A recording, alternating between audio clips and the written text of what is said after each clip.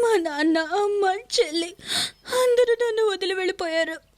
ఈ లోకంలో నాకంటూ ఎవరు లేరు అనుకున్నప్పుడే అనుకోకుండా నీతో మాట కలిపాను. నేను ప్రతిసారి నీతో మాట్లాడినప్పుడు నాలో ఒక కొత్త ధైర్యం, సంతోషం కలిగేవి. నేను నీతో గొడవ పడిన ఆ క్షణాల్లో కూడా నాకే తెలియకుండా నేను నీకు దగ్గరయ్యాను. అసలు నువ్వెవరో నేనెవరో తెలుసుకోకుండానే కాఫీ షాప్లో, షాపింగ్ కాంప్లెక్స్లో, అన్ని చోట్లలో మీట్ అయ్యాం. ఒక సమయంలో ఫోన్ మాట్లాడుకునే వాళ్ళం. అప్పుడు కూడా శత్రువుల్లాగే ఉన్నాం, కానీ డైరెక్ట్గా కలిస్తే ఫ్రెండ్స్లా ఉన్నాం. అప్పుడు కూడా లవ్ ఫీలింగ్ ఉన్నప్పటికీ నువ్వు చెప్పలేదు, నేను చెప్పలేదు. అయినా ఏం ఆలోచించకుండా మొదటిసారి కలిసినప్పుడే నా వెనక పెద్ద ప్రమాదం ఉందని తెలిసి కూడా ధైర్యంగా నన్ను కాపాడావు. ప్రేమ అనేది ఒక పవర్ఫుల్ ఆయుధం. ప్రాణం ఇస్తుంది, అవసరమైతే ప్రాణం కూడా తీస్తుంది. ఆపదలో ఉండగా నీ చేయి పట్టుకున్న నేను నా ప్రాణం ఉన్నంత వరకు నీ చేయి వదలను. భయపడకు.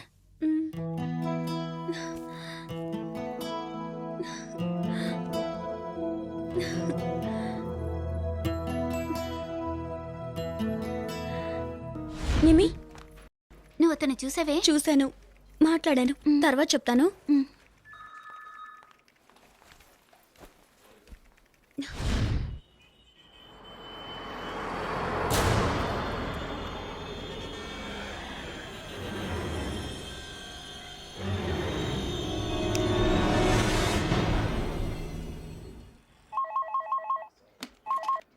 Hello hello, fast track.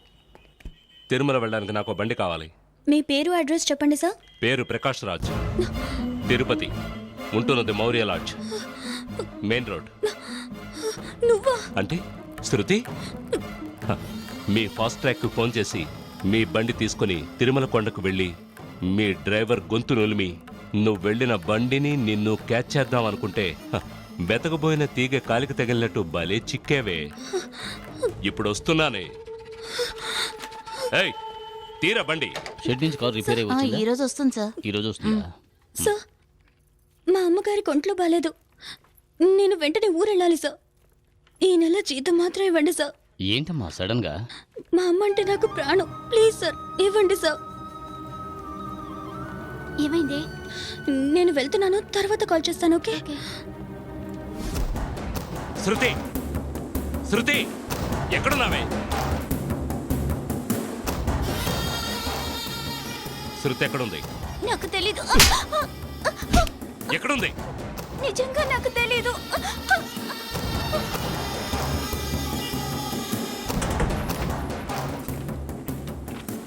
శృతి ఎక్కడరా? సార్ మీరు శృతి ఎక్కడా? సార్ ఇప్పుడే జీతం తీసుకుని ఉద్యోగం వదిలి వెళ్ళిపోయింది సార్. వెళ్ళిపోయిందా? వెళ్ళిపోయిందా? ఎక్కడికి వెళ్ళింది? సుగంధి వర్కింగ్ ఉమెన్స్ హాస్టల్.